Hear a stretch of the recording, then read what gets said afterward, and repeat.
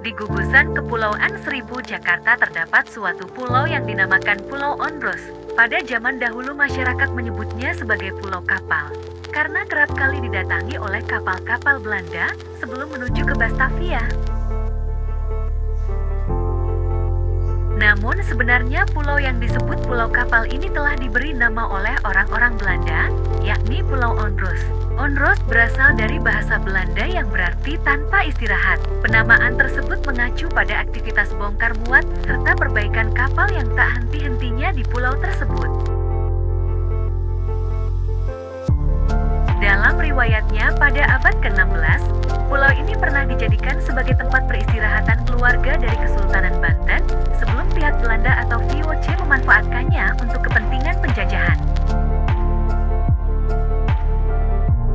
Pada sekitar tahun 1610, pihak Belanda melakukan perjanjian dengan penguasa Jayakarta untuk memanfaatkan pulau ini sebagai tempat pembuatan serta perbaikan kapal-kapalnya. Perkembangan lebih lanjut, Gubernur Jenderal Jan Pieterszoon pun menginginkan Pulau Onrus bukan hanya berfungsi sebagai galangan kapal saja, melainkan juga sebagai benteng pertahanan terhadap ancaman serangan dari pihak Banten dan Inggris pada tahun 1618. Sesudah pelabuhan Tanjung Priok dibangun pada tahun 1883, kedudukan Pulau Onrus dalam dunia perkapalan semakin memudar. Baru akhirnya pada tahun 1905, Pulau Onrus memperoleh perhatian kembali dari pemerintah kolonial dengan memanfaatkannya sebagai sanatorium penyakit tuberkulosis dan stasiun cuaca.